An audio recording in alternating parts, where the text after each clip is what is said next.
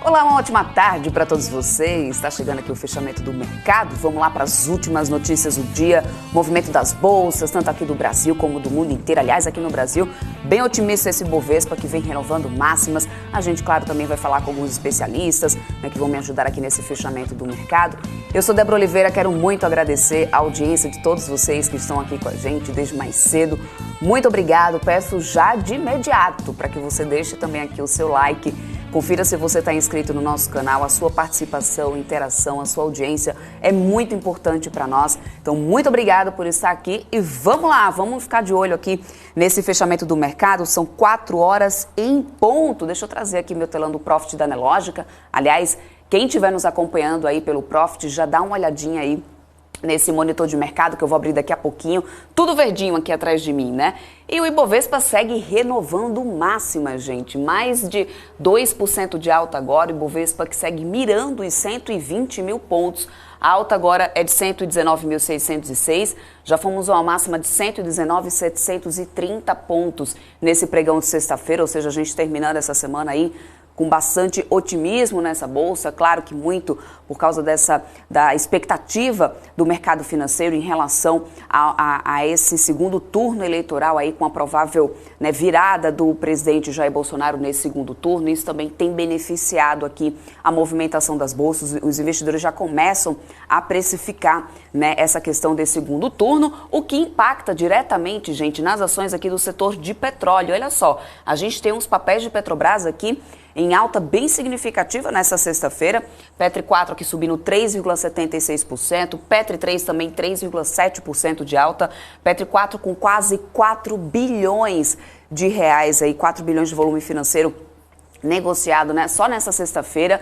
Isso fez com que a companhia, gente, chegasse a valor aí, né, histórico, batesse recorde de valorização, e daqui a pouquinho eu vou trazer mais informações sobre isso, mas eu tô de olho aqui nessa movimentação de Petrobras. 3R Petróleo também subindo 2,47%, Vibra Energia 1,32%, Prio 1,2%, Enat 3 também subindo 1,18%, ou seja, todo o setor seguindo nesse patamar positivo, e não dá para poder a gente desconsiderar também a alta dos petróleos. Olha, o Brent fechou numa alta de 1,21%, com barril a $93,50, o WTI também numa alta de 0,67%, com barril a $85,05.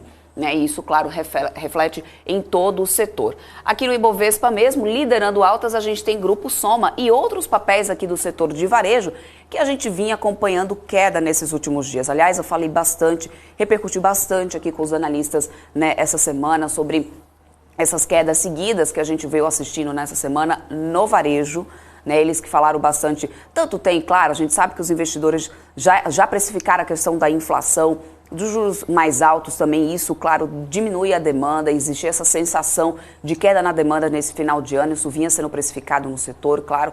Também os DIs mais estressados, isso tudo acabava refletindo, mas hoje a gente tem o inverso aí, a gente tem aí o setor se recuperando pouco, recuperando valor, a B3 subindo 4,31%, o Grupo Soma também 4,2%, Pão de Açúcar aí também 3,91%, tem temporada de resultados, números sendo divulgados, isso acaba também impactando diretamente o setor.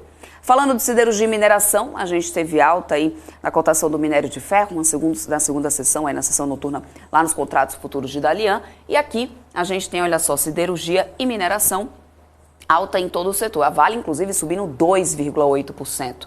Né? Então, CSNA também acompanha nessa alta, 2,91%, Bradespar 3,06%, CSN Mineração alta de mais de 2% também, Gerdau 2,31%, menor alta do setor para a Ferbasa, né, setor de siderurgia e mineração permaneceram nessa semana aí no sinal positivo. Eu vou trazer aqui no gráfico do Ibovespa o acumulado da semana para poder a gente entender, né, como que veio o Ibov, que nessa quinta-feira, quem vem acompanhando aqui na nossa programação, né, viu que eu já mostrei como que a gente estava aí no acumulado da semana no Ibovespa. Olha só, até então, até esse momento aqui, são 4 horas e 4 minutos, a gente tem o Ibovespa numa alta acumulada nessa semana de 6,74%.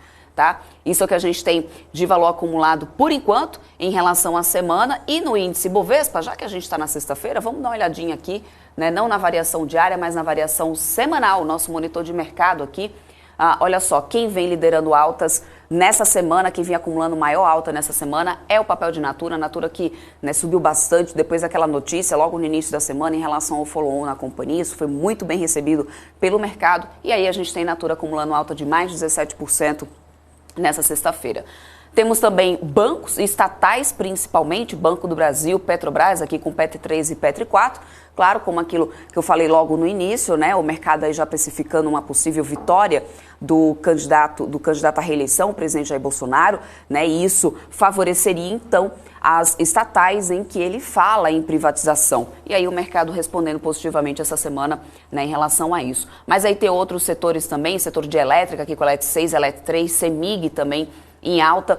Nesse setor de elétrica também a gente teve a notícia dessa semana dos reservatórios em cheia, os reservatórios conseguindo, né, atingir cheias, o que a gente já não viu acontecer há um certo tempo. Isso acaba sendo favorável para o setor das elétricas, porque aí diminui a tarifa da energia elétrica, né, a tarifa que é cobrada, ou seja, isso acaba sendo benéfico para 2023. É isso que a gente deve ver acontecer. Agora, quem mais acumulou perda aqui na semana? Amer3, mais de 15% de queda para Amer3. Tem outros papéis aqui do setor de varejo, as grandes varejistas, como Via, acumulando queda de mais de 10%, Magazine Luiza acumulando queda de mais de 5%, 5,7%. Setor de construção também acumulando quedas, MRV, mais de 11% de queda. Nessa questão de MRV também tem a questão de, né, dados operacionais. Mesmo com o ajuste aí do Casa Verde e Amarelo, os números não têm sido interessantes aí da companhia nesse terceiro trimestre e isso impactou bastante o papel nessa semana. A Exetec também acumulando queda de 5,42%, né, nessa semana. Por enquanto, essa situação do mercado que a gente tem aqui até esse momento, né, mas, num todo, a gente tem acumulado mais altas nessa semana aqui no índice Ibovespa. Agora, falando sobre o dólar futuro, não tinha falado ainda sobre o dólar, queda de mais de 1%, gente, nessa sexta-feira.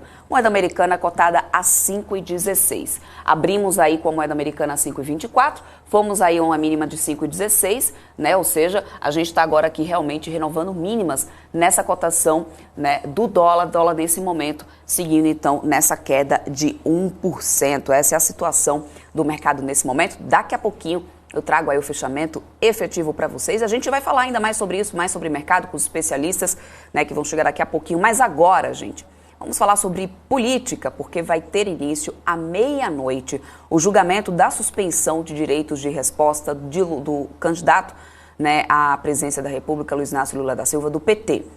O presidente Jair Bolsonaro também tem direitos de resposta dados aí pela Corte Eleitoral. A ministra Maria Cláudia proferiu a decisão suspensiva na noite de ontem. Então a gente vai agora ao vivo para Brasília com a Kelly Cali para poder saber aí quais são as expectativas especificamente para esse julgamento. Kelly, boa tarde para você, conta tudo aí pra gente, ou seja, noite longa aí pela frente, né? Oi, Débora, boa tarde a todo mundo que está terminando esta sexta-feira com a gente.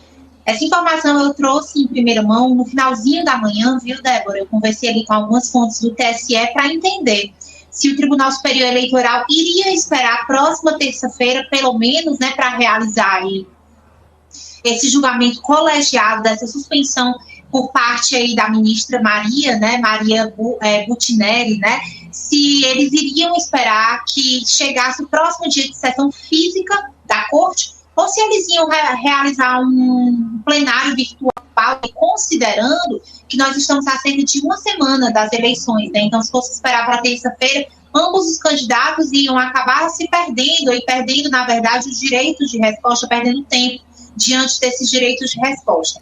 Então, a informação que eu tive de manhã foi que o tribunal iria realizar nas próximas horas essa sessão, iria dar início, né? Não se sabia se de fato hoje ainda, porque hoje também é o dia que vence o prazo ali da manifestação de ambas as partes, por parte da Maria Butinelli, né, que ela deu essa suspensão dos 164 direitos de resposta para o ex-presidente Lula e, salvo engano, 7 ali para o presidente Jair Bolsonaro. Então, ela disse o seguinte: olha, gente, há um vício aqui no julgamento dessa ação e acaba que eu vou atender a esse pedido aqui que foi colocado pela coligação do presidente Jair Bolsonaro e vou suspender os efeitos desses direitos de resposta para que a gente, de maneira colegiada, possa julgar. E foi exatamente esse o objeto da minha pergunta de manhã. se eles iam esperar até terça-feira, no mínimo, para começar esse julgamento, ou se iam acelerar um pouco. E a resposta que eu tive, como eu disse, foi de que nas próximas horas iria começar, então, o julgamento extraordinário virtual. E, por sinal, viu, Débora, com aquele prazo diminuto que existe dentro do regimento da Justiça Eleitoral, né? Você tem prazos de julgamentos virtuais de até 7 dias.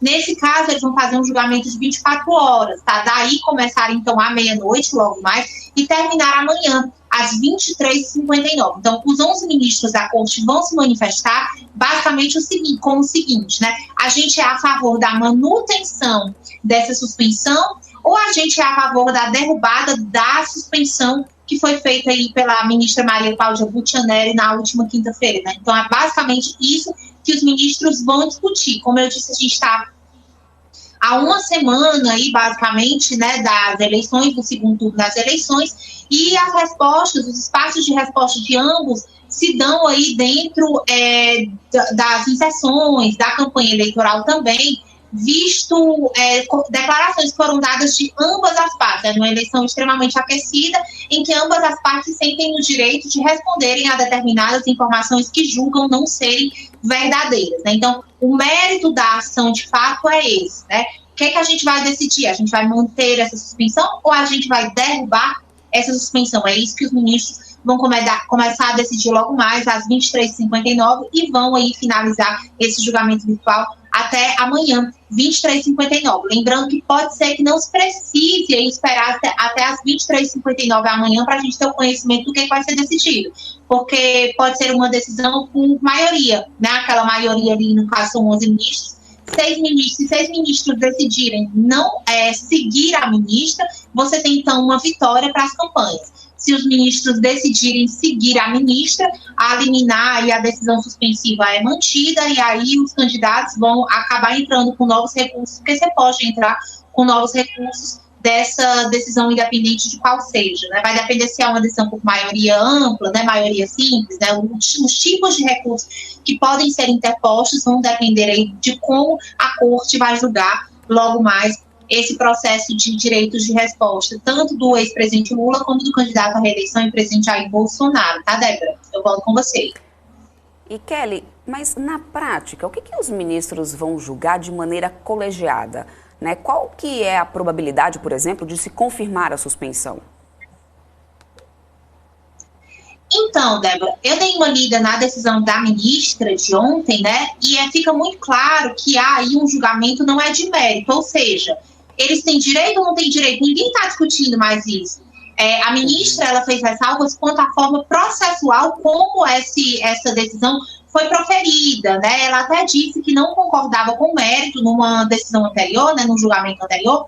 Ela disse, por exemplo, que não concordava com o mérito, mas que para não ser vencida, como já tinha sido vencida de uma outra vez, ela ia seguir os ministros, né? Então, a questão não é se os candidatos, eles têm direito ou não às respostas, né? Mas sim a forma como essa decisão em favor, sobretudo, do ex-presidente Lula foi dada, né? Então, na visão da ministra, processualmente deveria ter sido de uma outra maneira, que no caso não seria tão acelerada como foi e não da maneira como aconteceu. Então, é basicamente isso que a ministra está ali pondo para a corte julgar. Então, do ponto de vista ali da materialidade, não há, de fato, uma dúvida se os candidatos têm ou não direito a essas respostas. Mas sim se a maneira como foi feita está de acordo com a legislação eleitoral, né? Se está de acordo com o regimento interno da Casa. Então, os ministros vão decidir basicamente isso. Fica difícil da gente apontar, viu, Débora, como é que vai ser essa decisão.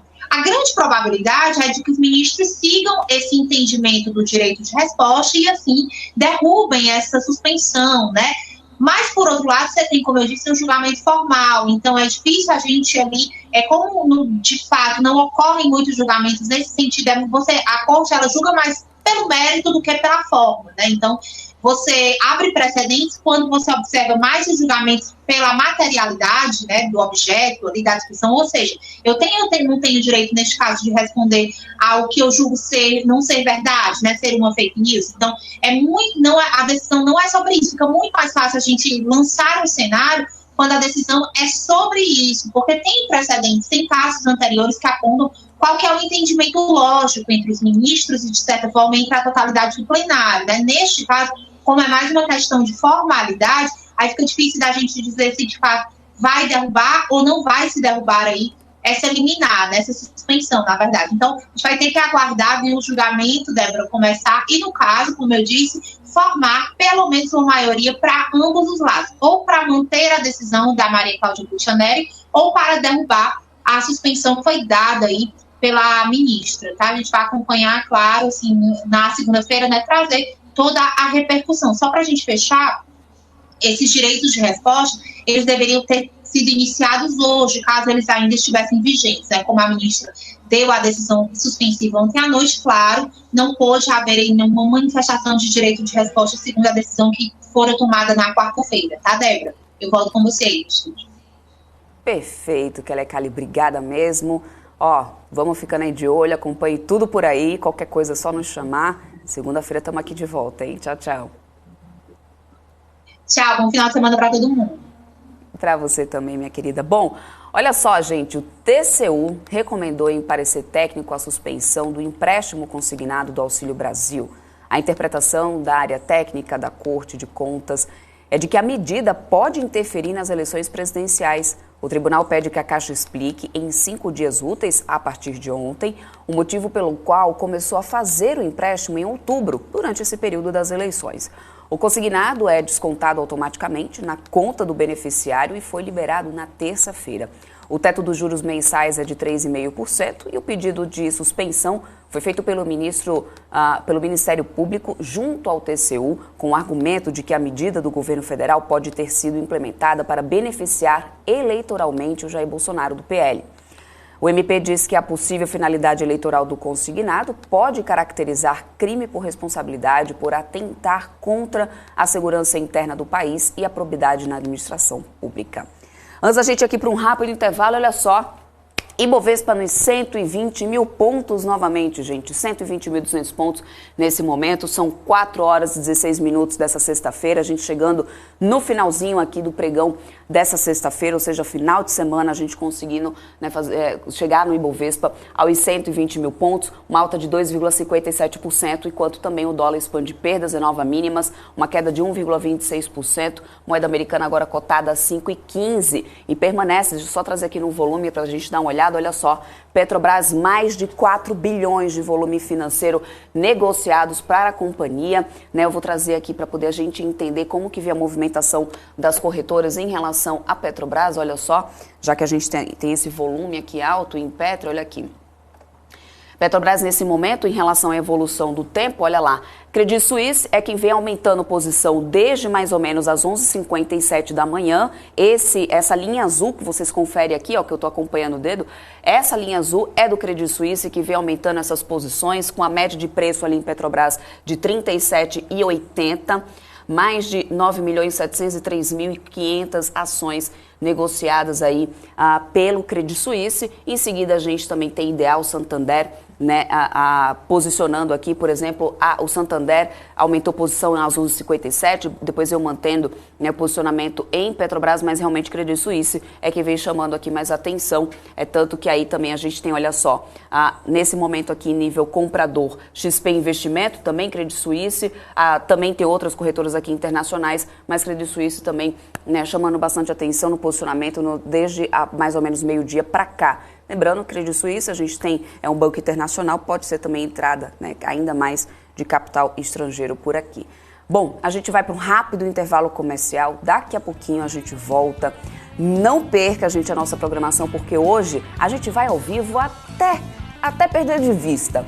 Que a gente vai ter também aqui hoje a transmissão ao vivo da entrevista do presidente Jair Bolsonaro, né? O debate, na verdade, que seria um debate lá no SBT, deixou de ser debate, foi adotado o modelo de entrevista então pelo SBT, porque o candidato do PT, Luiz Inácio Lula da Silva, decidiu não participar. Então, em parceria com o Terra, a BMC News vai trazer essa transmissão aí de toda essa entrevista, e é aqui na BMC que você vai acompanhar. Conto com a audiência de todos vocês. Já deixa aí marcadinho no relógio, porque a partir de 8h30 da noite já vai ter esquenta aqui para essa entrevista. A gente vai estar ligado em tudo. Então, vou para um rápido intervalo, volto já, programa o relógio, se inscreve aí no canal para não perder nada. Daqui a pouquinho eu estou de volta.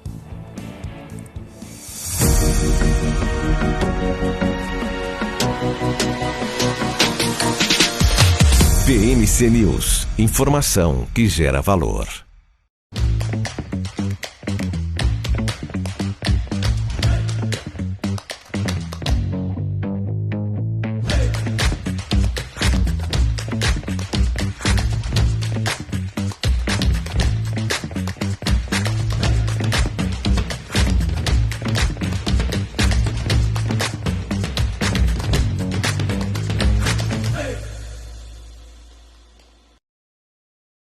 As empresas que fazem parte do seu dia a dia estão em uma das maiores bolsas do mundo, a Nasdaq. E a boa notícia é que você pode investir nessas empresas diretamente pela Avenue, sua corretora nos Estados Unidos. Com os dados das ações dos Estados Unidos fornecidos pela Nasdaq em tempo real, o cliente Avenue pode acessar diretamente as maiores bolsas do mercado americano. Entre neste mercado de tecnologia e inovação. Acesse avenue.com.br/Nasdaq e seja bem-vindo ao mercado global. O maior evento de investimentos da América Latina.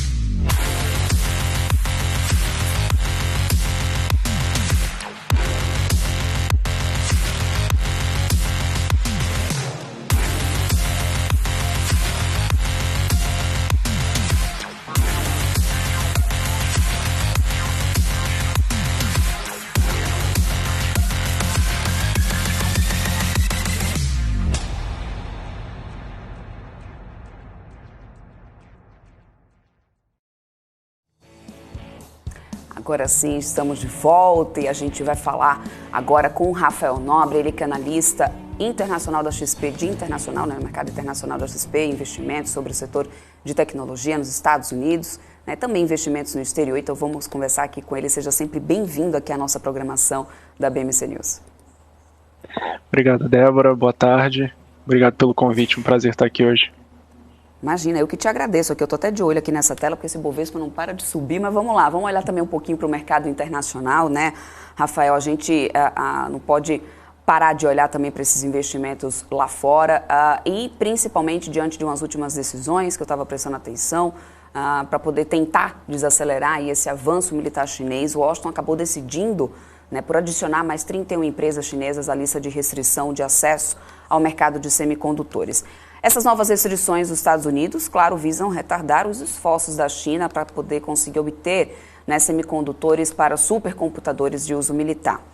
Essas ações de tecnologia da China acabaram sendo impactadas depois, claro, dessa notícia, já era de se esperar, mas eu queria entender do seu ponto de vista se a gente deve esperar uma nova onda de desfalque nos mercados devido a essa questão, né, da ausência de semicondutores, porque com a crise de semicondutores ainda no auge da pandemia, muitos países passaram a se preocupar em produzir seus próprios chips, inclusive os Estados Unidos investindo bastante. Ou seja, o que significa na prática essa adição aí dos Estados Unidos, essa decisão dos Estados Unidos de adicionar mais empresas chinesas, né, para tentar impactar aí o mercado militar, na verdade, né? Perfeito. Bom, essa decisão dos Estados Unidos, né, acho que vale mencionar que os chips nos últimos tempos ficou cada vez mais claro que eles se tornaram um setor estratégico para qualquer economia global. Eles hoje em dia estão inseridos em diversas indústrias, então é uma decisão dos Estados Unidos para afetar ali o desenvolvimento militar da China e também acaba prejudicando bastante diversos setores da economia. Vale mencionar que os Estados Unidos ele está limitando a exportação dos semicondutores de alta tecnologia americanos para a China e também um pouco desses equipamentos utilizados na produção desses semicondutores, até para atrapalhar um pouquinho a China, que também está estimulando a produção local para se tornar um pouco mais insuficiente. Em termos globais, o impacto ele é um pouco mais limitado à própria China, né, porque no fim do dia grande parte dos chips de alta tecnologia são produzidos em Taiwan, e os Estados Unidos acaba exportando parte dessa tecnologia para a ilha de Taiwan, para que os chips sejam produzidos lá e retornem aos Estados Unidos. Então, uma medida ali um pouco de cunho geopolítico para limitar o poder bélico da China, e aí vale mencionar também que desde a invasão da Rússia na Ucrânia, os olhares do mundo se tornaram cada vez mais atentos quanto a possíveis novos focos de tensão, e uma invasão da China em Taiwan é considerada muito provável até por muitos analistas geopolíticos. Então é até uma forma dos Estados Unidos se protegerem em caso de conflito, né, enfraquecendo ali o desenvolvimento militar chinês, porque caso a China tenha sucesso invadindo Taiwan, ela dominaria grande parte da produção dos chips de alta tecnologia e também teria acesso a toda a tecnologia americana que está lá para que esses chips sejam produzidos.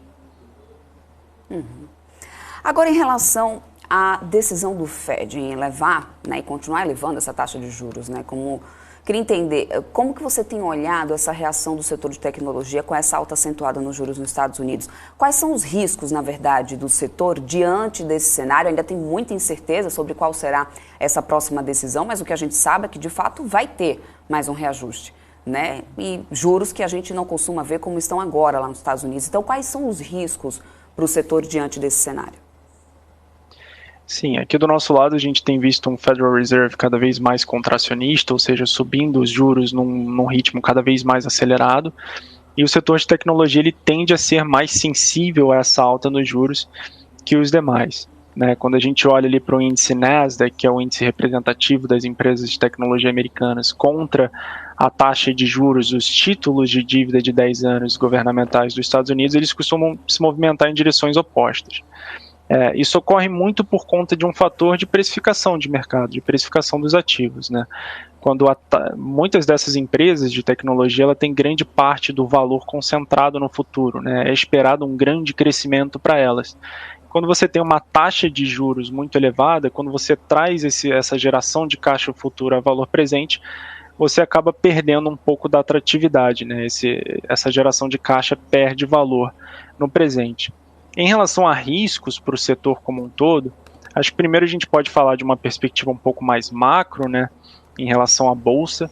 O setor de tecnologia ele tem um beta acima de 1, ou seja, ele costuma oscilar mais do que o índice S&P 500, que é o índice de referência para a bolsa americana, tanto para cima quanto para baixo. Então, à medida que a gente tem um cenário macroeconômico desafiador pela frente, pode ser que o setor de tecnologia venha a cair mais do que o índice de bolsa americana. E no campo micro, a gente tem duas problemáticas, né? Primeiro, se a gente entrar em caso de recessão, todas essas empresas de tecnologia que têm muito crescimento fatorado nas projeções do mercado e dos analistas, elas vão ter muita dificuldade para entregar todos esses resultados. E na frente dos próprios juros, assim, muitas dessas empresas ainda não são lucrativas, tomaram dívida, e aí com o aumento desse custo de capital, a gente pode ver ali até um aumento de risco de insolvência. Esses são os principais riscos que a gente enxerga aqui para o setor. Agora, claro que, né, quem pode estar assistindo quem está nos assistindo aqui agora, ouvindo esse nosso papo, pode estar se perguntando, bom, diante desse cenário que a gente tem lá fora, falando do setor de tecnologia, então o que eu faço? Onde investir? Eu escolho uma Big Tech, que aliás a gente tem tido várias notícias em relação às Big Techs por aí, né, ultimamente, resultados aí que estão, né, chamando um pouco a atenção, enfim. Investir em uma Big Tech ou investir em uma empresa de tecnologia um pouco menor, mas que tem aí um alto crescimento? Como decidir entre essas duas opções e qual seria a diferença entre investir em uma e outra nesse caso, na sua opinião, Rafa? Principalmente diante desse cenário que a gente tem agora, que a gente já está debatendo aqui. Não, perfeito. É um pouco diferente, né, quando você investe em uma Big Tech. Por Big Tech, geralmente a gente costuma falar das FANGs, que é ali o Facebook, Apple, Amazon, Microsoft, Google, essas grandes empresas de tecnologia, que são muito consolidadas, têm grandes vantagens competitivas, geram muito caixa. Em muitos casos, elas são até caixa líquido, né, elas têm mais dinheiro em caixa do que endividamento. Então, caso o cenário se deteriore, a gente entre em recessão, os riscos de insolvência para essas empresas são muito baixos. Elas são consideradas ali empresas de quality growth, ou seja, elas são de qualidade de crescimento ao mesmo tempo. Então, o cenário para essas empresas acaba sendo bem diferente do que para uma empresa de tecnologia ali que tem muito crescimento, mas ainda não está nesse estágio de maturação. Lá fora existe uma expressão bem legal que é o flight to quality, né? Quando as coisas se deterioram, os investidores literalmente voam para essas ações de maior qualidade, que são as Big Techs, justamente para se protegerem, né? Elas têm uma resiliência bem maior em diversos tipos de cenário do que outras empresas. Bom, agora olhando para a temporada de resultados, não dá para poder a gente deixar de comentar um pouco sobre isso. Dá para poder esperar alguma surpresa aí pela frente? Você está com alguma boa expectativa em relação ao setor nessa temporada por lá nos Estados Unidos? O cenário ele segue cada vez mais deteriorado, né? A gente vê ali, a gente aqui acredita que as projeções de lucro seguem um pouco otimistas, tá? O consenso está fatorando um crescimento de lucros bem elevado, né? A temporada passada já foi melhor do que o esperado. A gente esperava que esse cenário macroeconômico fosse prejudicar um pouco mais o balanço das empresas. Isso não ocorreu no trimestre passado, então pode ser que isso venha a ocorrer nesse trimestre, tá? Pode ser que a gente veja ali uma certa decepção nesses lucros, mas fato é que até o momento a temporada de resultados tem sido um pouco melhor do que o esperado, né? A gente vê ali cerca de 70%, 75% das empresas reportando resultados acima das expectativas. Nos próximos 6 a 9 meses, a gente tem uma perspectiva um pouco mais negativa, tanto para o setor de tecnologia quanto para a Bolsa Americana como um todo, tá? Esses riscos de recessão estão cada vez maiores e isso em algum momento vai interferir no resultado dessas empresas. Para quem está olhando um pouco mais para o longo prazo, você pode apostar um pouco em empresas de alta resiliência que já estejam num patamar de precificação mais interessante e conseguir retornos atrativos já a partir desse momento. Perfeito. Quero muito agradecer a tua participação, Rafael, aqui com a gente. Rafael Nobre, que é analista de internacional da XP. Muito importante a gente também poder entender o cenário externo, né? Muito obrigada mesmo. Eu espero contar mais vezes com você aqui para a gente debater um pouco essa economia americana no fechamento do mercado. Até mais. Obrigado, Débora. Bom final de semana a todos. Para você também. Tchau, tchau. A gente vai seguindo por aqui, voltando agora para o Brasil. Vamos para aqui para mais um giro de notícias, falando, claro, sobre essas ações da Petrobras, que tem atingido aqui nesse mês o maior patamar na história da companhia. As ordinárias PET 3 chegaram aí nessa quinta-feira ao valor máximo, né, de R$ 40,19. Deixa eu só atualizar aqui para vocês, inclusive nesse momento que a gente tem Ibovespa renovando máximas. Então vamos lá, PET 3, olha só, a gente tem PET 3 agora nesse momento a R$ 41,94, ou seja, ainda valorizando ainda mais do que no início dessa tarde. Com isso, hoje o valor total da companhia passa aí da marca dos 530 bilhões de reais passava já por volta das 2 horas da tarde, agora então mais ainda com volume financeiro ainda maior. Já as preferenciais PET 4, que também continuam em valorização, principalmente nesse final de pregão, a gente tem o papel agora aqui nesse momento a R$ 38,23. É o maior valor de mercado atingido pela empresa, que tinha sido em 2008, né, o maior valor até então, em 2008, tinha sido no dia 22 de maio, quando chegou a valer 510 bilhões de reais. O que tem injetado valor na Petrobras é, claro, também a alta do preço do petróleo internacionalmente. O valor do óleo vem numa escalada de preços que atingiu o ponto máximo esse ano, com um barril a mais de $133 em março passado, o equivalente a uma valorização de 1.360% nesse período. A alta do combustível também, claro, faz outras companhias do setor de petróleo no mundo se valorizarem.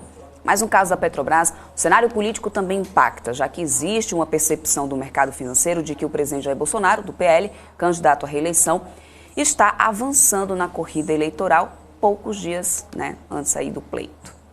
Mudando agora de assunto, falando sobre BRF, a companhia informou que o seu conselho de administração aprovou a renovação junto ao Banco do Brasil da linha de crédito rotativo que tinha vencimento em dezembro de 2022, até o limite de R$ 1,5 bilhão pelo prazo de 2 anos.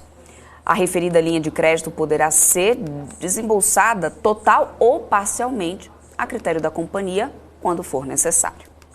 Bom, um relatório do JP Morgan mostrou que, diante do contexto de eleições, há fundamentos legais e institucionais para viabilizar uma privatização da Sabesp.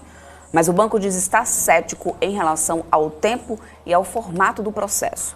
De acordo com o documento que foi divulgado, privatizada, a companhia de saneamento pode valer R$ 100 por ação, uma alta de 77% em relação aos preços atuais e o dobro do preço-alvo do banco, que é de R$ 50.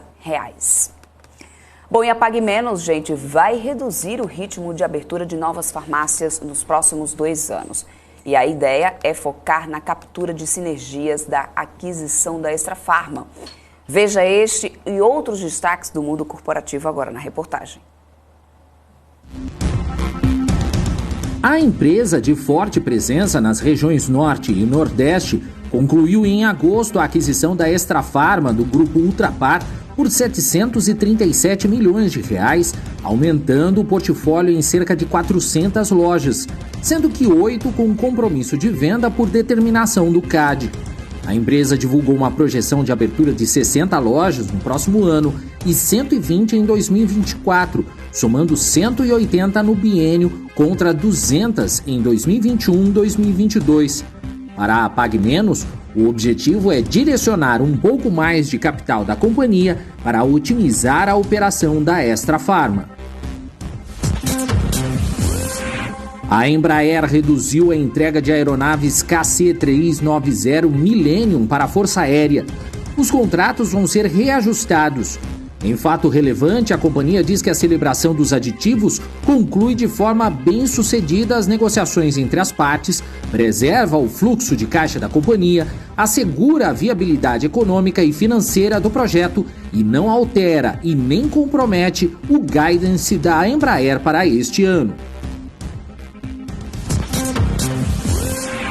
A Klabin anunciou a venda de aproximadamente 8 mil hectares de floresta por 230 milhões de reais. No comunicado ao mercado, a companhia não informa a empresa compradora do ativo. Além disso, a Klabin firmou o contrato de opção de recompra com vigência até 2036 de até 2,2 milhões de metros cúbicos de madeira. A conclusão da operação está sujeita à aprovação pelo CAD.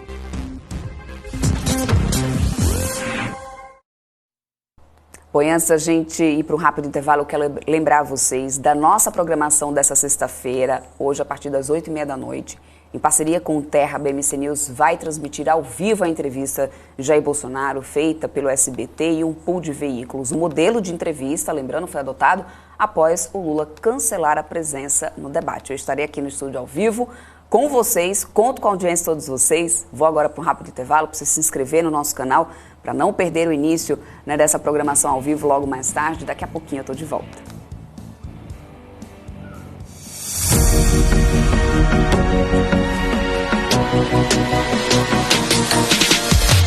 BMC News, informação que gera valor. Você está cansado da mesmice? Negociando em plataformas com ferramentas desatualizadas? Falta variedade e funcionalidade? Aproveite nossa grande seleção de ferramentas de trade. Baixas taxas de negociação, suporte em português 24 horas por dia, com mais de 200 criptomoedas disponíveis para trade e a facilidade de depósitos com Pix. Aproveite o futuro agora. Bybit. Abra sua conta hoje mesmo. Bybit.com.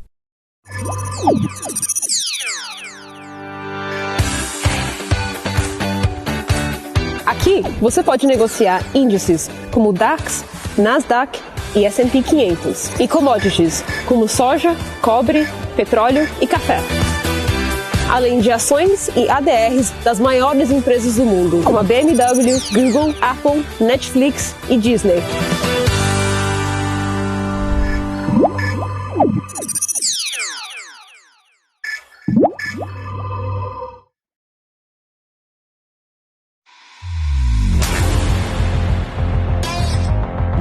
O maior evento de investimentos da América Latina.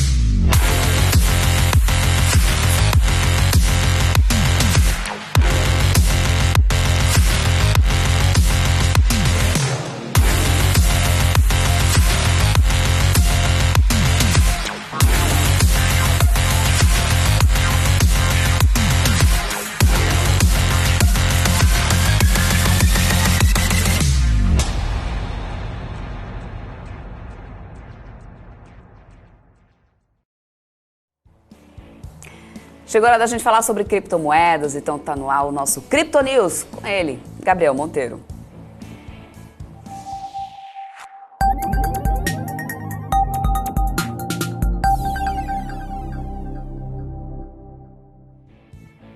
Olá, sejam todos muito bem-vindos ao nosso Crypto News, o quadro diário da BMC News focado em criptoativos e ativos digitais. Lembrando, é um Crypto News especial de fechamento aqui desta semana bem agitada como este nosso mercado de criptoativos. Está seguindo um pouco ali o mercado norte-americano subindo bem, todas as bolsas com mais de 2% de alta nesta tarde, se reflete um pouco aqui no nosso mercado de criptoativos. Lembrando, esses dois mercados se aproximaram por conta de diversos fatores que a gente já tocou aí em outros programas, em programas passados aqui no Crypto News. Mas vamos para o que interessa, vamos para a cotação desses ativos na tarde de hoje aqui no nosso monitor de mercado do Vector. O principal destaque positivo vai para a Curve, 5,79% de alta para esse ativo. Na semana é um dos ativos que mais soma valor ao seu valor de mercado, então ganhando bastante destaque nesta semana junto com a Aave, junto com um dos principais protocolos de lending, de empréstimos de criptoativos. Está aqui 2,10% nesta tarde, mas ao longo da semana é uma das maiores altas. A da Cardano também se destaca 1,94% de alta junto com o Link, exatamente a mesma variação para os dois ativos, Chainlink variando agora 1,94%. Cro, Mana e Ethereum oscilando ali próximos do 1,3%, 1,64% para Mana e Cro, e Ethereum aqui em 1,20% de variação positiva. XRP, Litecoin e Ethereum Classic próximo do 0,9% de variação positiva, e Bitcoin aqui 0,73% de variação positiva, cotado agora a $19.198. Lembrando, é um patamar de lateralização deste ativo, a gente já vê essa tendência de se aproximar ali dos $20 mil, um pouco para cima ou um pouco para baixo há um bom tempo. A gente tomou um susto há pouco na divulgação de dados de inflação lá nos Estados Unidos. O Bitcoin chegou a bater até os 18 mil, se aproximando ali da mínima desse bear market que nós vivemos, mas retomou no mesmo dia e fechou no positivo. Foi um dia de alta volatilidade para esse ativo e desde então a gente mantém esse patamar dos $19 mil, agora 19.197, está um pouco abaixo, pode chegar também ali aos $18 mil. A gente vai ter que esperar o mercado agir para saber como que isso vai acontecer aí para o Bitcoin. É o maior criptoativo em valor de mercado hoje disponível no mercado. Bitcoin aqui 0,73%, como eu falava, e vindo aqui para o nosso lado negativo, o lado vermelhinho do nosso mapa aqui para fechar a semana, Perpetual Protocol perde 1,99%, é um dos ativos que mais perde valor na semana, junto aí com outros que também estão presentes aqui desse lado vermelhinho do nosso mapa. SushiSwap se destacava positivamente há alguns dias atrás, hoje perde 1,4%. Não é uma grande variação negativa, mas perde valor nesta tarde. Uniswap também 1,24%, está no vai e vem, esse ativo que é um dos principais voltados a finanças descentralizadas, especificamente as exchanges descentralizadas, as corretoras descentralizadas de criptoativos, hoje perde 1,17% de valor. SNX e Dogecoin ali próximo do 1%, sem muito destaque nessa tarde. Lembrando, o Dogecoin faz um bom tempo que a gente não vê um grande destaque para Dogecoin, às vezes sobe um pouquinho mais um dia ou outro, mas a moda da Dogecoin é ficar nas pequenas oscilações, tanto positiva quanto negativamente. Mas para falar sobre esse fechamento de mercado nessa nossa semana, para falar sobre o mercado dessa sexta-feira, vamos conversar agora com Gabriel Fioravante, analista da carteira do investidor. Seja muito bem-vindo ao nosso programa. Muito obrigado por ter atendido aí ao nosso pedido, atendido ao nosso convite e estar participando aqui com a gente. Fala, galera. Fala, meu xará. Tudo maravilha? Bom, que é isso. O BMC aí chamou, a gente fica à disposição. Maravilha. Aí. Sempre muito bem, né? Fechando a sexta-feira, o pessoal já vai encerrar aqui o Crypto News e a gente vai pro happy hour, que a gente está próximo aqui, a gente já vai encher a cara, porque sexta-feira é dia de festa, parece que não muito para os criptoativos que mantiveram essa tendência de lateralização. Não acontece muita coisa aqui no nosso mercado. Como que você avalia esse momento? A gente não sai desses $19 mil, se aproxima um pouco dos 20, um pouco dos 18, mas esse patamar está sendo mantido há um bom tempo aqui para o mercado de criptoativos, principalmente para o Bitcoin, que é o maior desses criptoativos, com maior relevância ali no mercado, maior valor de mercado. Como que você está avaliando toda essa posição de lateralização do mercado? Dá para acontecer alguma coisa ainda neste final de ano, não tem nenhum grande evento com muita força, a gente vai ver a política monetária lá nos Estados Unidos talvez não surpreender tanto. Como que você está avaliando esse momento e se há a possibilidade de a gente romper essa lateralização? Aqui na casa a gente tem tomado algumas decisões com cautela justamente por causa dessa questão desse movimento lateral. Se a gente for avaliar a saída de cripto das exchanges, né, tá muito alta a saída, a gente nunca viu isso acontecendo no passado, então a gente está cada vez mais vendo saída do movimento. Só para quem é mais leigo entender, né, saída a gente quer dizer que as pessoas estão transferindo suas criptos das exchanges para dentro das suas carteiras próprias, né, e tudo mais. Isso pode dar uma interferência em talvez um choque de liquidez, alguma coisa do tipo, porque acaba aumentando, sem querer, aumenta a volatilidade, né? Você retira, né? Você tem essa saída de liquidez de dentro da exchange, então qualquer pouco volume, ele já acaba infringindo ali numa volatilidade um pouco mais alta nos ativos, dado que, né, a grande maioria das criptos elas estão alocadas em carteiras próprias, né? Estão on-chain ali, de fato, né? Então, por enquanto, a gente está realmente muito assim, aguardando, né, o que vai acontecer, se vai realmente romper. A gente está avaliando mesmo só a partir de ficar acima dos 24, 25 mil dólares. Por enquanto não tem muito o que fazer. O cenário não está muito bonito, né, se a gente for ver do lado mundial, apesar da gente deu algum, né, as últimas informações vindas dos Estados Unidos assim, foram um pouco divergentes, algumas não deu muita clareza para o mercado também. E isso vai, obviamente, atingir as criptomoedas. Por outro lado, já começou um pouco o movimento, se a gente for ver um pouco, para quem acompanha mais adentro o Reddit, né, entre outras plataformas, a gente já começou a ver um pouquinho mais de movimento, um zoom, assim, de novas blockchains, de novas criptos. Isso, geralmente, né, ela vem um pouquinho antes ali da gente ver um novo hype de algum tipo de ativo, né? A gente já teve o hype lá de infraestruturas, lá teve o Bitcoin Killer lá em 2017, 2018, aí depois a gente teve toda essa alta toda quando a gente, né, entrou muito no lado de metaversos, game coins e tudo mais, né? Muita coisa, infelizmente, não foi para frente, acabou lesando muita gente. E já começou de novo aí, a gente já está vendo nas redes aí que já começou um novo hypezinho falando novamente de criptos de infra, né, criptos com blockchain próprias, né, entre outras. Pode ser que a gente esteja se preparando para esse movimento.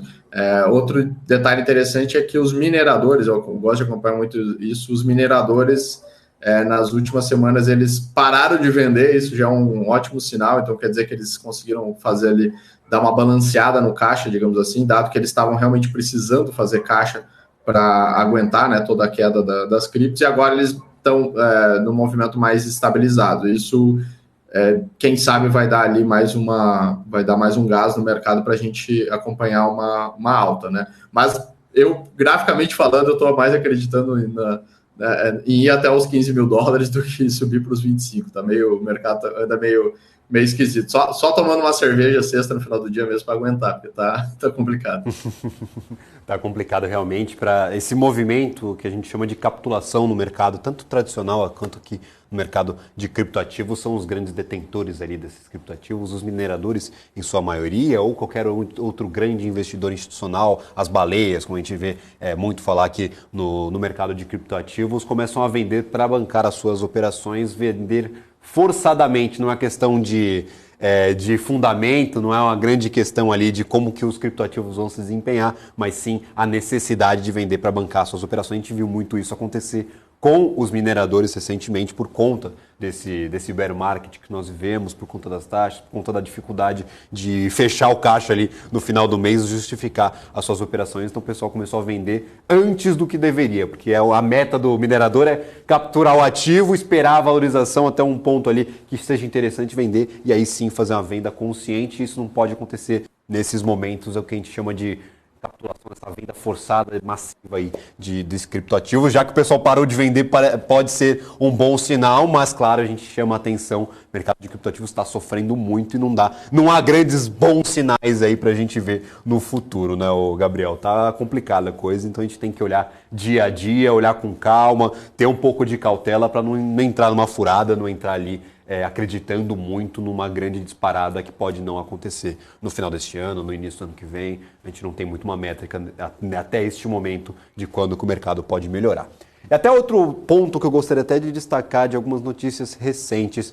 Como que essas notícias, por exemplo, que envolvem agentes do mercado de criptoativos, eles podem até gerar um mau agouro aí para o nosso mercado, para o mercado de criptoativos, até para os ativos? Você acha que o pessoal está ficando muito receoso de entrar nos criptoativos por questão da Voyager agora sendo vendida para FTX, tendo que ser vendida para todo mundo? Então tem uma cláusula aí que é, quem oferecer mais vai ter que vender para pagar os clientes danados. Tem a questão do Docon lá da Terra que está aparecido, fala que não está fugindo, mas ninguém encontra o rapaz. Como que todo esse cenário montado com os agentes que atuam no mercado de criptoativos pode estar até impactando a entrada de novos investidores, a entrada do investidor institucional um pouco mais forte? Como que vocês estão vendo todas essas questões?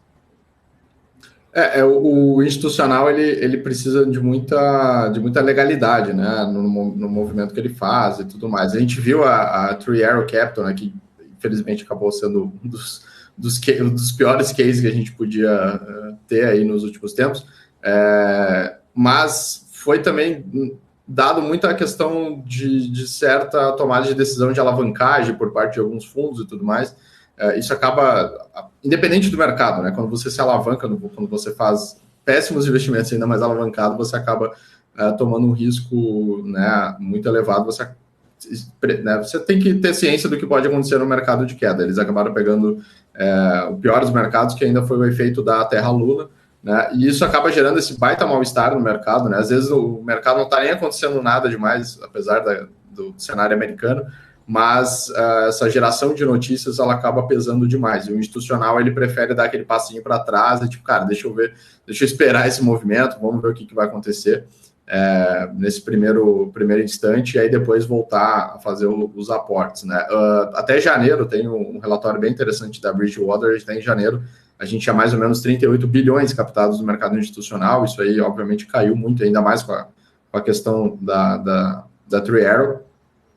E agora, tendo em vista, há alguns fundos ainda árabes, tem muito fundo em Dubai ainda que está voltando agora a fazer os caras estão voltando a fazer algumas aplicações, mas o pessoal diminuiu demais a mão, não era mais aquela loucura que foi do ano passado para cá. E isso ainda está sendo digerido, né? Isso não é uma coisa do dia para a noite que vai acontecer, isso aí vai ser digerido pelo mercado. Eu acredito que até dezembro a gente não vai ver nenhum cenário ainda, nem de alta, nem não vai ter um cenário de clareza. A gente vai ainda, pelo menos, ainda uns 2 meses pela frente, bem laterais mesmo, né? Esperando realmente aguardar aí um melhor cenário para 2023. Vai depender muito, obviamente, das tomadas de decisões lá que vão vir do Fed, né, e do governo americano, porque isso obviamente vai acabar impactando o cenário. Um detalhe que tem acontecido é que o Bitcoin em si ele já está desgrudando um pouco do S&P e um pouquinho do dólar, né? Até pelo menos 2 meses atrás a gente via tanto uma correlação positiva quanto negativa com as duas, com os dois dados, né? Tanto o S&P, mais a Nasdaq, né? A Nasdaq subia, acabava também levando o Bitcoin junto, e havia uma correlação ali negativa entre o dólar e o Bitcoin. A gente já começa a notar, se puxar os dados lá no TradingView, o pessoal pode reparar que já começou a mudar um pouquinho. O S&P sobe, o Bitcoin às vezes fica parado, o dólar sobe, o Bitcoin sobe junto, então começou a voltar algumas características do passado, né? Ele começou a descolar um pouco desse cenário.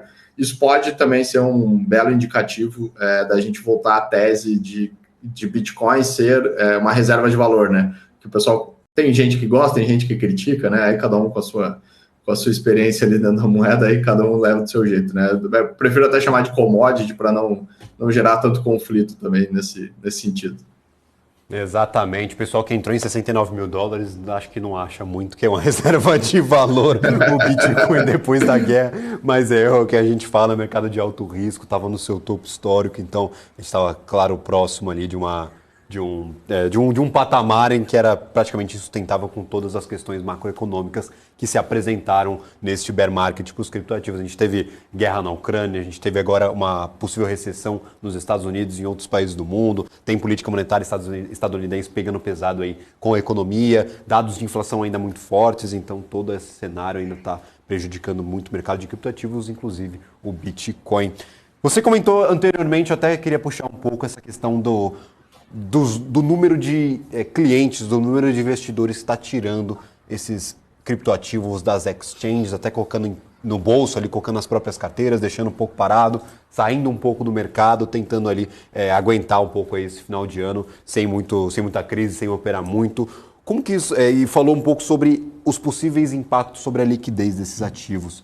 Há algum possível impacto maior para, por exemplo, exchanges ou companhias que são localizadas, que às vezes precisam de uma liquidez um pouco maior e tem dificuldade com a liquidez? Como que você enxerga essa questão? A liquidez baixa para criptoativos, quais os impactos que a gente tem sobre o mercado, principalmente esses mercados mais localizados, que às vezes precisam de um intermediário ali para gerar liquidez para todos esses ativos criptografados, esses ativos digitais. Como está a avaliação de vocês para essa possível queda na liquidez do mercado como um todo? Isso é um fator muito importante. Muita gente às vezes não presta atenção, não dá bola, né? A gente às vezes está acostumado. A galera que é mais trader, né? O investidor a longo prazo ele precisa ficar mais ligado nesse sentido, né? O cara que é mais trader, que vai fazer mais giro ali, talvez não tenha tanto impacto ali de primeiro momento. Mas tem que ficar muito claro, tudo é uma economia, né? Se você começa a ter menos liquidez dentro da sua casa, aí você pega uma exchange daqui a pouco externa, né? Sei lá, que vem lá da China, Singapura, Taiwan, que daqui a pouco uma exchange menor, e ela não consegue ter esse provedor, ela pode puxar até o provedor de liquidez como a FTX, a Binance presta esse serviço também, mas às vezes eles não conseguem fazer essa adequação, até por questões de legalidades ali dos produtos, e aí tem que estar muito ciente, isso é um efeito dominó, né? Quando você começa a perder liquidez dentro dessa exchange, você não consegue oferecer mais a contraparte, porque a gente tem que lembrar, não existe uma bolsa, né, pessoal? Você trada contra a sua exchange, né? Ela está fazendo esse serviço ali para você. E aí a gente pode ver um efeito dominó mesmo acontecendo dentro de algumas casas. Geralmente isso afeta as exchanges menores, né? Essas que você falou ali, mais locais, né? Então, por isso que agora, esse momento, esse tipo de cenário que a gente está vivendo é melhor, né? O investidor, ele escolher uma exchange que tenha mais volume, que tenha mais liquidez, né, que ela vai poder oferecer um serviço melhor. Se você não está acostumado, Gabriel, quero me expor, mas eu ainda tenho um pouco de receio, vai lá no balcão bolsa mesmo, lá a gente tem ETFs que, né, o investidor também pode entrar, que ele vai estar também, ele vai poder dormir mais tranquilo, digamos assim, né, que ele vai ter ali toda a questão da B3 se envolvendo no fundo, né, sendo uma ETF e tudo mais. Então realmente está um momento meio estranho, né, no mundo cripto. Se continuar essa saída de cripto de dentro das exchanges, a gente vai de duas partes. As exchanges com mais dinheiro, elas mesmas conseguem fazer recompra e fomentar o próprio caixa, né? Isso a gente consegue acompanhar dentro das blockchains, lá a gente consegue ver quando a exchange está fazendo também a sua própria movimentação, mas as exchanges menores, elas tendem a sofrer muito. A gente já viu no passado esse tipo de caso acontecendo, né? E ela fica muito mais não ataques hackers, né? Na verdade, ataques já pré-programados de um investidor tentar gerar muito mais alavancagem, e ele mesmo faz esse efeito, e na outra ponta ele está entrando vendido no ativo, alguma coisa assim. Então isso pode vir a acontecer, isso já aconteceu até em exchanges descentralizadas, isso pode acontecer dentro de exchanges centralizadas também, se elas não tiverem ali as devidas preocupações e proteções ali nestes ambientes, né? Por enquanto não está acontecendo nada, mas é bom sempre né, o pessoal já ficar em alerta aí para tomar cuidado. Maravilha, a gente dá esses alertas, traz essas informações até para o investidor se precaver ali, se preparar para o que pode acontecer com o mercado. Só uma das últimas perguntas aqui que eu gostaria de fazer a ti também, trazendo o nosso mapa de variação semanal aqui para a minha tela.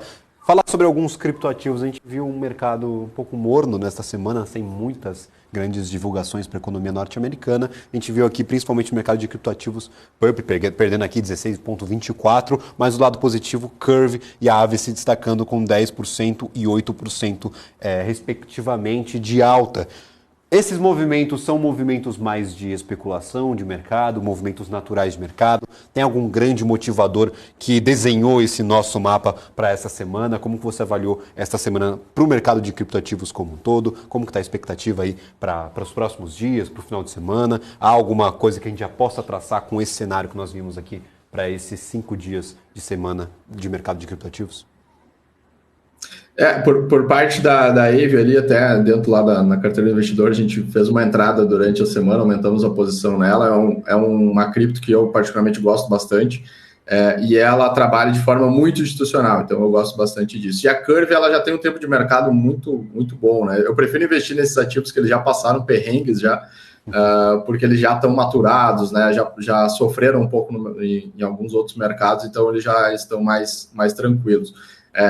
De fato, a gente tem acompanhado mais de perto agora a questão do movimento DeFi, né, as finanças descentralizadas, que elas estão cada vez mais sendo buscadas por governos, por bancos, né, e tudo mais, e essas duas casas, a Aave muito mais, na verdade, do que a Curve, elas já estão muito mais preparadas para oferecerem produtos, né, já para o institucional. A Aave já tem até o seu lado, né, ela já tem lá o produto dela que ela pode oferecer para sistemas bancários, para sistemas de fundos e tudo mais, onde ela pode fazer essas implementações com todas as legalidades possíveis. Então, o investidor ele pode ficar muito tranquilo na hora de fazer essa, digamos, contratação desse serviço ali por parte da Aave. A Aave que está participando no sandbox aqui do Banco Central também, em alguns projetos, então eles estão bem adentro aí de tudo isso.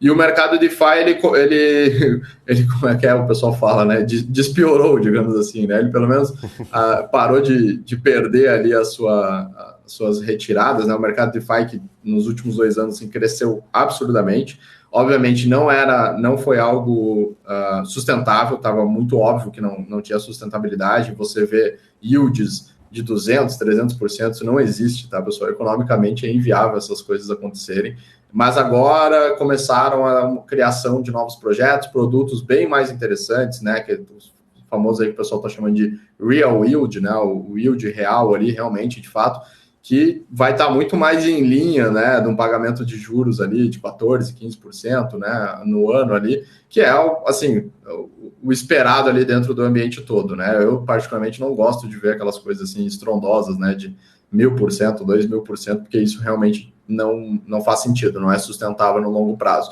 E a Curve e a Aave, elas já estão muito mais bem preparadas do que as outras, né, tanto de forma institucional, né, que nem eu comentei, quanto de produtização, né? No meu ver, eu sou uma pessoa, eu prezo muito pela UX do produto, pelo desenho de como as coisas são feitas. A Aave realmente ela está um pouco mais avançada nesse sentido, porque até um leigo ali, uma pessoa que está chegando agora, ele consegue acessar, entender um pouco do modelo, fazer um empréstimo descentralizado, né, colocando a sua cripto ali como colateral e tudo mais. E aí a contraparte disso tudo são os governos, né? Os governos, obviamente, eles estão muito em cima, né, estão monitorando bem de perto esse mercado, esse novo mercado, né, das finanças descentralizadas, e aí vai também dessa parte ali da gente entender, vai ter cobrança de impostos, não vai, quem que vai liberar, quem não vai liberar, né, eu acredito que agora para 2023, tanto aqui no Brasil quanto nos Estados Unidos, nós já teremos novas diretrizes, né, para o tratamento das criptomoedas, inclusive acho que foi hoje, se não me engano hoje, aí o pessoal do nosso Banco Central brasileiro, eles estão unidos lá numa reunião nos Estados Unidos justamente para esse tipo de discussão, né? Para tentar entender, cara, como que a gente regula, né? O que a gente faz, os países cada vez mais vão ter que trabalhar em conjunto para tentar definir uma regra geral, senão a gente vai ver apenas migrações de sedes, né? Como foi a Binance no passado, né? Cada semestre os caras tinham uma sede nova, mas agora chegou no final, chegou no aperto total, então o pessoal vai ter que fazer uma regulamentação mesmo de fato para a gente compreender. E o mercado DeFi ele vai acabar parando dentro do mercado tradicional. Isso já está escrito, assim, no meu ver. A gente vai enxergar mecanismos de finanças descentralizadas sendo implementadas no mercado tradicional. E aí a minha aposta na Aave, aí ela vai até melhorar, né? Eu acho que eu vou até cogitar aumentar um pouco da mão aqui dentro da carteira. O mercado regulado altissimamente aí, com muito rigor, vai virar praticamente aí os mineradores de criptoativos, viraram quase nômades, que cada hora é proibido em um país, tem que ficar levando todo o maquinário para outro, saber onde está a energia mais barata, tentar se adequar à regulação ali, só de realmente abertura de empresa, então vira uma bagunça, a gente tem que realmente seguir para um caminho que faça sentido para ambas as partes, tanto para a regulação estatal, tanto para o mercado. A gente vê essa questão do real yield, parece até o mercado falando, Realmente a gente estava exagerando, admitimos, a gente estava de sacanagem com 300% para staking, 300% ali de retorno para lending, para empréstimo de criptoativo. É você em casa achar que em algum lugar do planeta alguém vai aceitar tomar um crédito com 300% de juros. Então é algo que não é factível, é algo que não funciona, se demonstrou aí no mercado ao longo dos meses passados que realmente não faria sentido, quebrou muito protocolo por aí, quebrou muita empresa, a gente está vendo esse movimento de migração para o real yield, ou seja, agora vai, quem sabe, agora a gente vai pagar o que realmente vale, então vamos aguardar, vamos acompanhar esses movimentos e, claro, acompanhar todos esses criptoativos por aqui ao longo dos meses, ao longo dos dias, todos os dias aqui também no Crypto News, trazendo os principais agentes do mercado. Hoje conversamos com Gabriel Fioravanti, analista da CDI, da Carteira do Investidor. Gabriel, muito obrigado por ter aceito o nosso convite, por bater esse papo rapidinho aqui sobre criptoativos. Não é um papo que agrada muitos investidores, que às vezes não dá muita esperança, mas é um papo muito importante para todo mundo que está nos assistindo. Perfeito, eu que agradeço o convite aí, pessoal. Boa sexta para vocês, boa cerveja, boa happy hour aí, Gabriel, para vocês, todo mundo aí da VMC. Maravilha, um abraço a ti e a gente se vê na próxima participação. Agora a gente vai para um rápido giro de notícias sobre o mercado de criptoativos. A exchange de criptomoedas BitGet, com sede em Singapura, anunciou uma parceria com o craque argentino Lionel Messi, estrela do Paris Saint-Germain e 7 vezes vencedor da Bola de Ouro, o mais famoso prêmio do futebol para o melhor jogador da temporada no mundo. De acordo com a nota do anúncio, a ideia da parceria é potencializar os planos de expansão da plataforma na América Latina e atrair novos clientes. De acordo com a diretora administrativa da BitGet, a América Latina é um mercado com grande potencial para o crescimento do negócio da exchange e está ficando cada vez mais relevante para a empresa como um todo. Um dos focos da BitGet é o chamado Trading Social, uma forma de investimento que permite aos investidores observar o comportamento das operações de seus pares e traders especializados por meio de uma ferramenta de copy trade. Ou seja, a gente vê, claro, esses agentes do mercado de criptoativos voltando seus olhos mais ainda para a América Latina. Nós já anunciamos aqui que a América Latina, nós trouxemos grandes notícias sobre o uso ampliado aí de criptoativos aqui no nosso continente. A gente vai continuar acompanhando esses movimentos e acompanhando a entrada de novos players de criptoativos aqui na América Latina. E o Bitcoin Group está considerando uma oferta pelo Bankhaus von der Heide, o banco alemão de 268 anos que tropeçou com seus próprios movimentos em criptomoedas e ativos digitais. Fundado em 1754, o Bankhaus, com sede em Munique, tem conversado com potenciais compradores depois de um acordo para se vender a exchange de criptoderivativos BitMEX, que foi fracassado, foi o que disseram algumas fontes à Bloomberg. Em processo de venda, o banco pode ser avaliado em cerca de 20 milhões de euros, o equivalente a mais de 19 milhões de dólares, disseram as fontes, que pediram para não serem identificadas ao discutir informações confidenciais. O Bitcoin Group, que também é sediado na Alemanha, já possui o banco Futurum AG, uma plataforma de negociação de moedas digitais. As deliberações estão em andamento e não há certeza de que essas negociações resultarão em qualquer transação.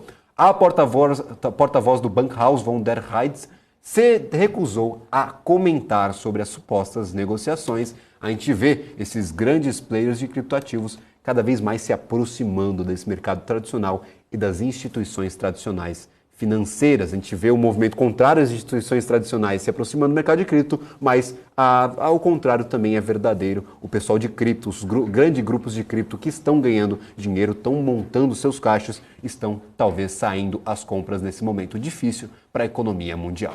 Esse foi o Crypto News de hoje, claro, um oferecimento da Bybit. Para você que quer ter acesso a uma das maiores exchanges de criptomoedas do mundo e começar os seus investimentos em criptoativos. É só pegar o seu celular, escanear o QR Code que está aparecendo agora na sua tela ou clicar no link aqui na descrição deste vídeo, abrir uma conta na Bybit e começar a investir ainda hoje com muita segurança. Lembrando, nós prezamos aqui pela segurança de quem está nos assistindo e escolhemos muito bem as nossas parcerias. Sejam sempre muito bem-vindos aqui ao nosso programa. É o último da semana, nós voltamos só na segunda-feira que vem, mas depois do intervalo tem mais Débora Oliveira com o fechamento do mercado e o Top News. Tchau, tchau.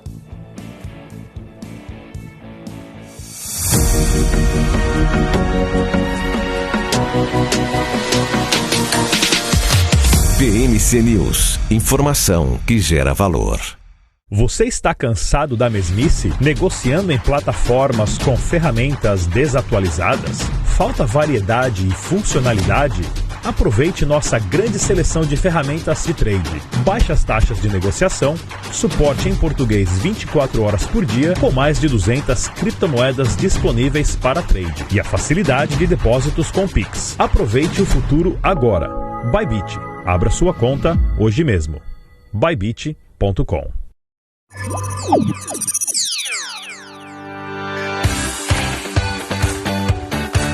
Aqui você pode negociar índices como DAX, Nasdaq e S&P 500 e commodities como soja, cobre, petróleo e café. Além de ações e ADRs das maiores empresas do mundo, como a BMW, Google, Apple, Netflix e Disney.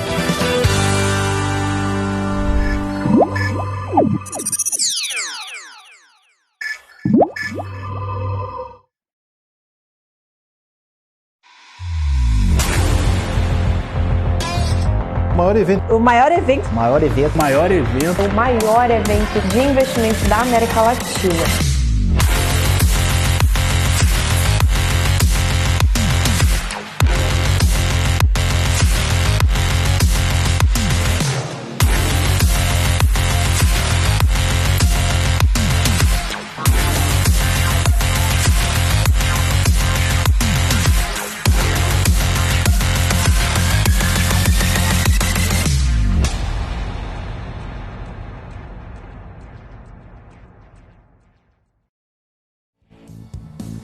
Estamos de volta, vamos lá atualizar esse fechamento do mercado. Nesse momento, são 5 horas e 10 minutos, a gente ainda tem aí um finalzinho do after para acomodar aqui alguns papéis.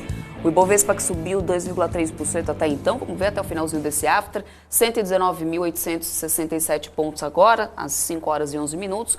Grupo Soma foi expandindo ganhos aqui no finalzinho do pregão, gente, 5,48% de alta. E aí nessa questão do Grupo Soma, liderando essas altas, é a expectativa realmente pelos resultados mais favoráveis nesse terceiro trimestre. As estimativas é de maior exposição, né, nos segmentos de alta renda que não foram significativamente impactados pelo poder aquisitivo menor da população nos últimos meses. E isso pode, então, beneficiar os resultados do terceiro trimestre da companhia, que acabou saindo aí na frente 5,48%. Outras varejistas também perderam bastante aqui nessa semana, hoje aqui ficando no alta, via 4,29% de alta. Claro que o setor de commodities com petróleo ali, Petrobras principalmente, já falamos bastante aqui sobre a companhia, vamos falar daqui a pouquinho com o analista para poder a gente entender. Mas seguindo aí de vento e pouco, o Ibovespa segue, né, essa sexta-feira fechando no patamar positivo e acumulando alta no finalzinho dessa semana, inclusive, tá? Daqui a pouco eu trago aqui o painel como um todo para poder a gente dar uma olhada quando encerrar o after. Mas assim a gente foi encerrando aqui no Brasil. Lá nos Estados Unidos a gente também teve um cenário positivo. E é claro que esse bom otimismo lá fora também ajuda aqui no cenário local. Dow Jones ficou aí no final do dia 2,5% de alta, S&P 500 2,43%, Nasdaq, a bolsa da tecnologia por lá, 2,31% de alta. Os petróleos, eu já tinha atualizado vocês aí que também permaneceram em alta nesse finalzinho do dia. E o dólar, gente, fechando em queda. A queda hoje foi de 1,20%.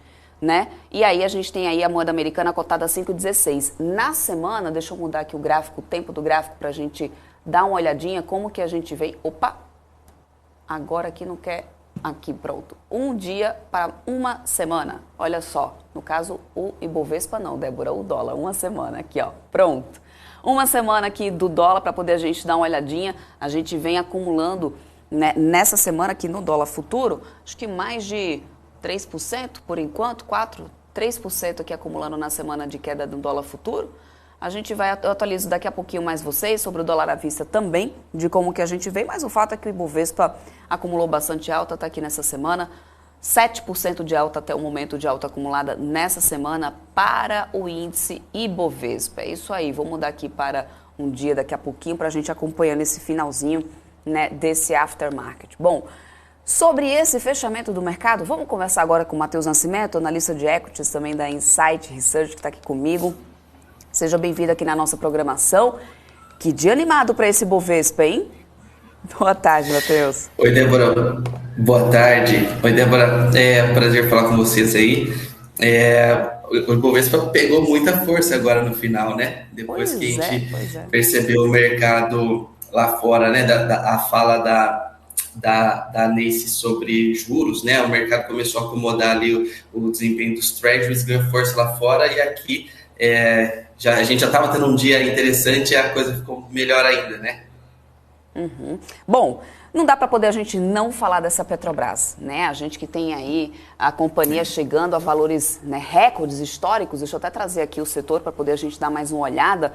Um volume financeiro também bem alto aqui, ó, Petrobras. Olha só, Petri 4, mais de 5 bilhões em volume financeiro nessa sexta-feira. Quem tem Petrobras na carteira deve estar sorrindo à toa nesse momento, inclusive, né, Matheus? Agora, 3,43% de alta. Tem a questão, é claro, da alta do petróleo, isso a gente não pode deixar de lado, né? Mas esse cenário político também já está fazendo bastante preço ainda na Petrobras. Como que você avalia, assim, quais são os principais drivers, na sua opinião, né, para esse bom momento do papel?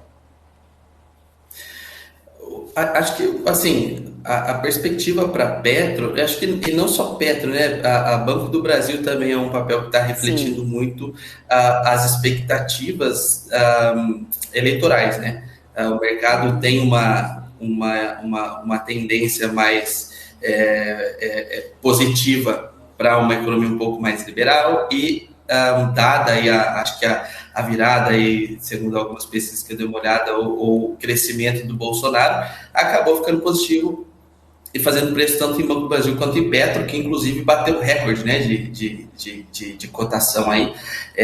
Então, sendo bastante sincero, acredito que a Bolsa Brasileira ainda está bastante barata. Se a gente pegar, por exemplo, o preço sobre lucro, os múltiplos da própria Petro, como você mencionou também, cotação de petróleo, mas acho que o principal driver aí segue sendo no âmbito político, né, seguindo a dinâmica de um mercado um pouquinho mais do que a gente já está vendo. Acho que o mercado financeiro gosta muito disso, né, desse processo de continuidade. Então, estimo que a Petro ainda, embora tenha dado uma porrada hoje, ainda tenha bastante espaço para seguir, né?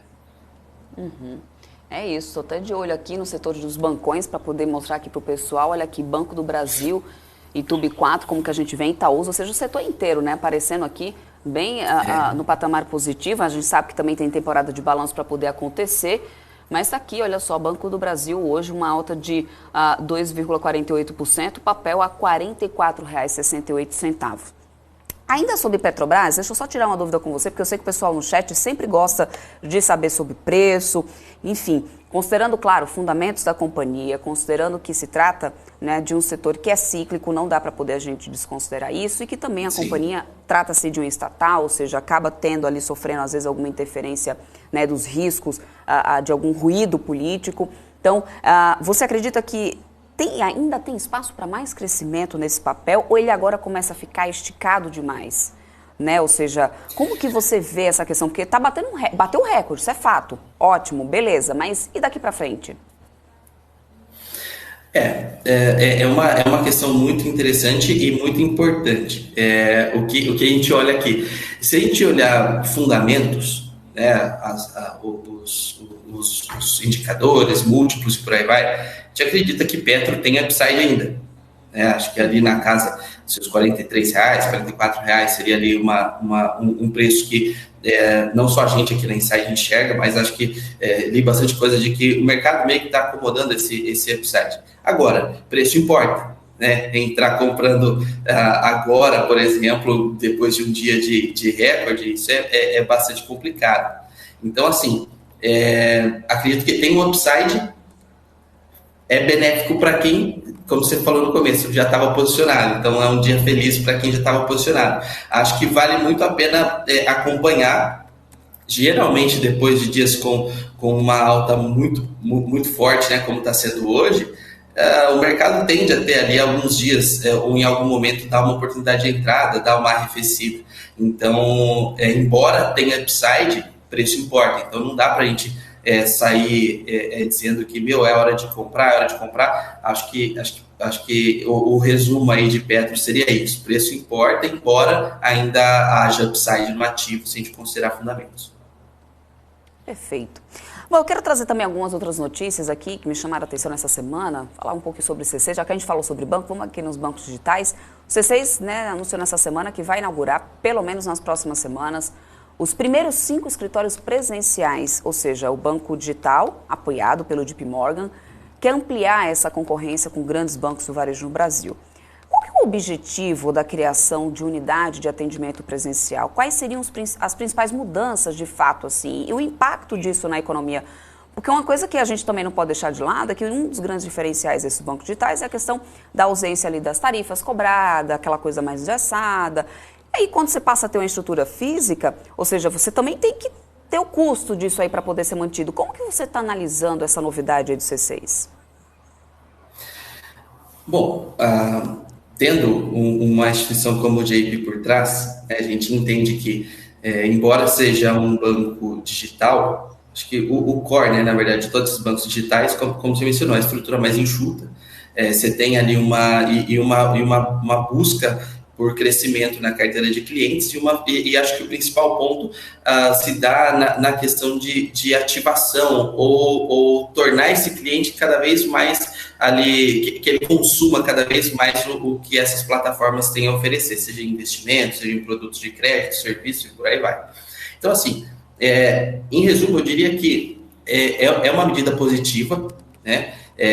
Obviamente impacta em custos, o que para os bancos digitais é um problema, né?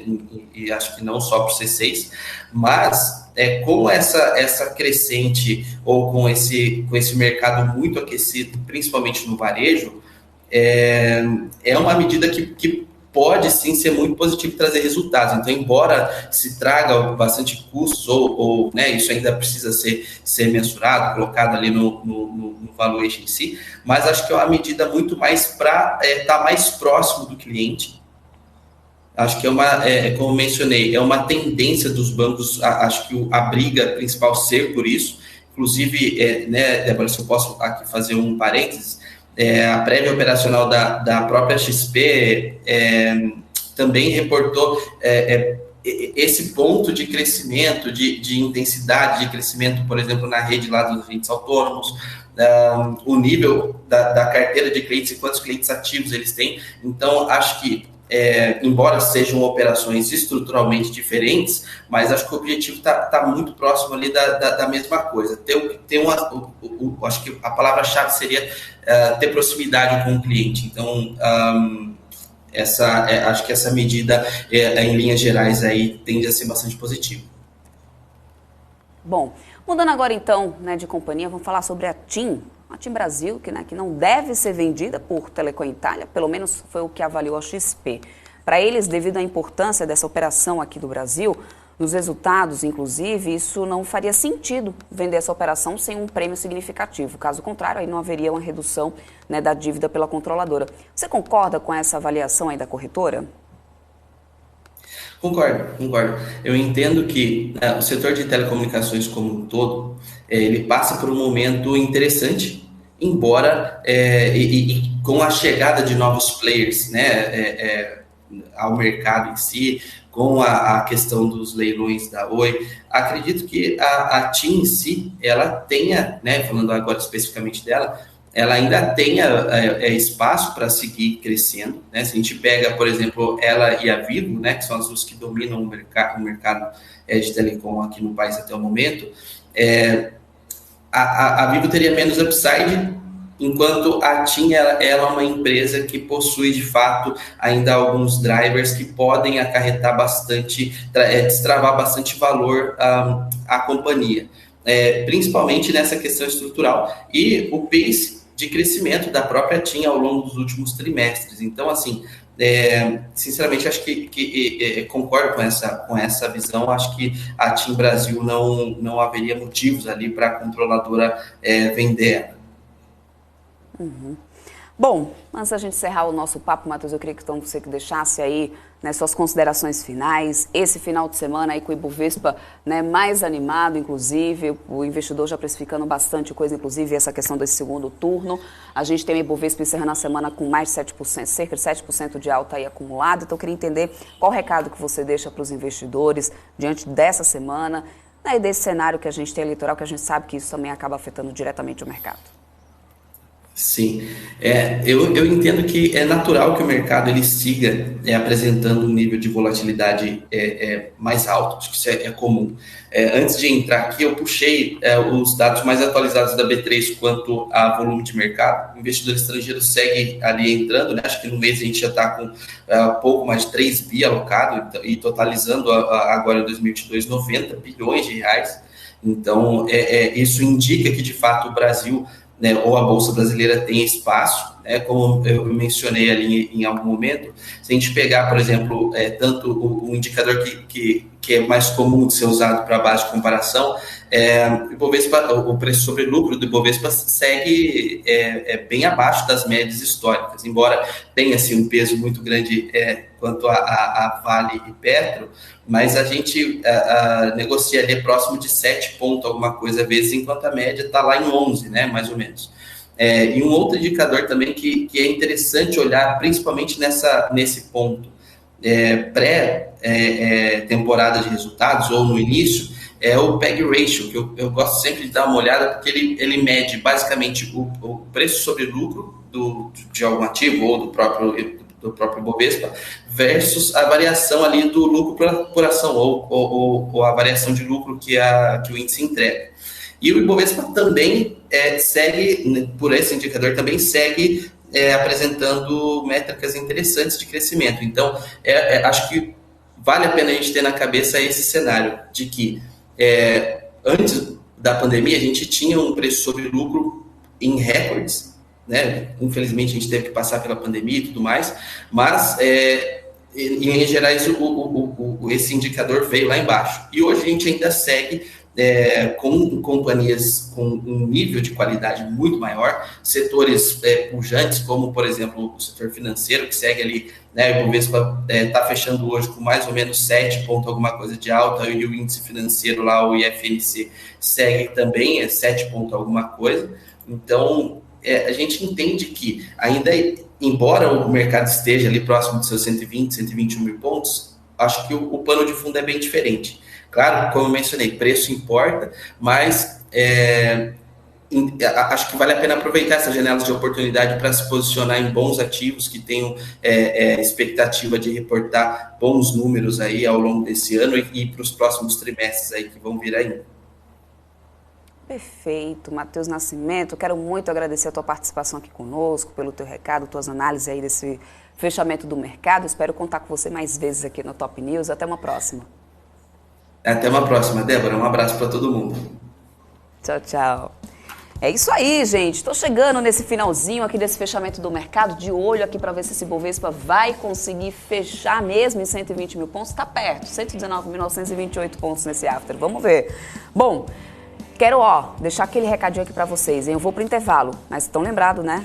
Hoje tem uma programação aqui extensa, né? E especialmente para vocês, a partir das 8h30 da noite, em parceria com o Terra, que a BBC News vai transmitir ao vivo a entrevista do presidente Jair Bolsonaro, feita pelo SBT e um pool de veículos. O modelo de entrevista foi adotado, lembrando, após o Lula cancelar a presença no debate. Então eu conto com a sua audiência, eu e a Paula Moraes estaremos aqui esperando, né, ter vocês aí desse outro lado e acompanhando essa entrevista aqui na BMC News. Eu vou para um rápido intervalo, daqui a pouquinho eu estou de volta, não sai daí.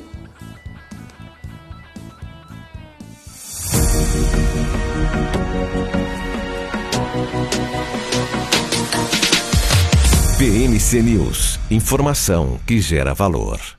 Você está cansado da mesmice? Negociando em plataformas com ferramentas desatualizadas? Falta variedade e funcionalidade?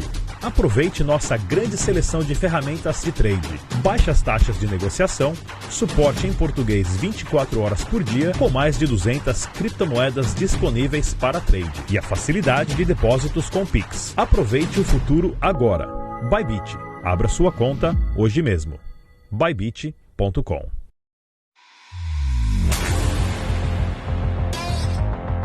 O maior evento de investimento da América Latina.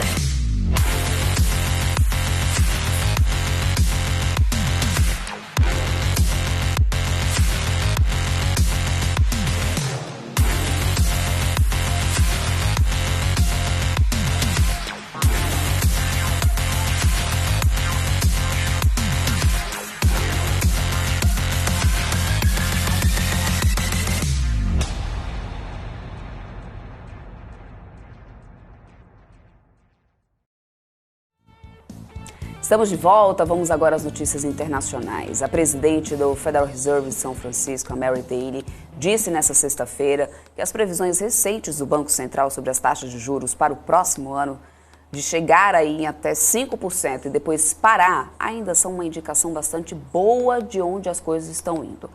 Em um bate-papo organizado pela Universidade da Califórnia, Mary disse que o que se vê é um crescimento abaixo da tendência de 2023, ou seja, um crescimento do PIB abaixo do esperado e um aperto na política monetária que eleva a taxa de juros para entre 4,5% e 5% no próximo ano. Segundo a Bloomberg, a presidente do Fed de São Francisco disse ainda que esse aperto deve aumentar e depois se manter porque eles têm que deixar a taxa mais elevada para restabelecer totalmente a estabilidade de preços. Falando agora sobre o Reino Unido, a líder da Câmara dos Comuns, a Penny Mordaunt, ela confirmou nesta sexta-feira a candidatura a Premier.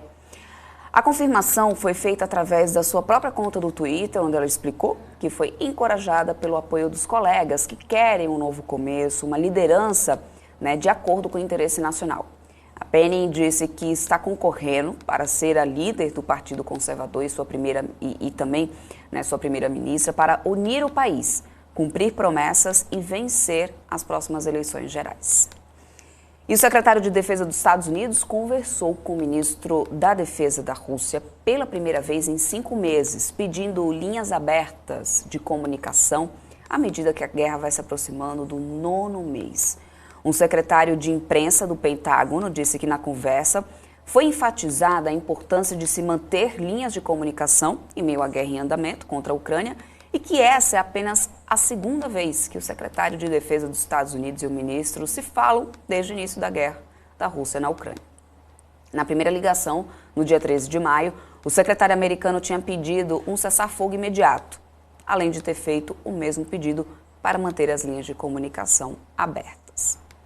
Bom, e o Elon Musk afirmou a investidores que pretende sim demitir cerca de 75% dos empregados do Twitter, reduzindo o corpo de funcionário de 7.500 para aproximadamente 2.000, de acordo com o jornal The Washington Post. A decisão seria colocada em prática caso o bilionário conclua a compra da rede social na próxima semana. As demissões seriam para melhorar a eficiência do Twitter, considerada pelo bilionário uma empresa inchada. Foi o que afirmou, então, o jornal. Bom, gente, eu vou terminando aqui esse meu giro de notícias. Lembrando que eu vou me despedindo por aqui, mas eu quero vocês mais tarde, a partir das 8h30 da tarde, acompanhando aqui a nossa programação ao vivo, porque a gente vai transmitir aqui, em parceria com o Terra, a entrevista do presidente Jair Bolsonaro, feita pelo SBT em um pool de veículos, um modelo que foi adotado aí depois do Lula ter cancelado a presença nesse debate. Então eu e a Paula Moraes estaremos aqui, junto com vocês para poder trazer essa transmissão desse debate. Contamos aí com a sua presença, então fiquem de olho, não saiam aqui da nossa programação, permaneça por aqui, que a gente vai trazer tudo aqui em primeira mão para vocês. E agora, você permanece aqui na nossa programação com o Deepcast. Alan Gani vai conversar com Renato Dias, Head de Relações Institucionais do Brasil Paralelo, sobre polêmicas e bastidores da carreira e da vida pessoal dele. Forte abraço para todos vocês e até mais tarde. Espero por vocês. Tchau, tchau.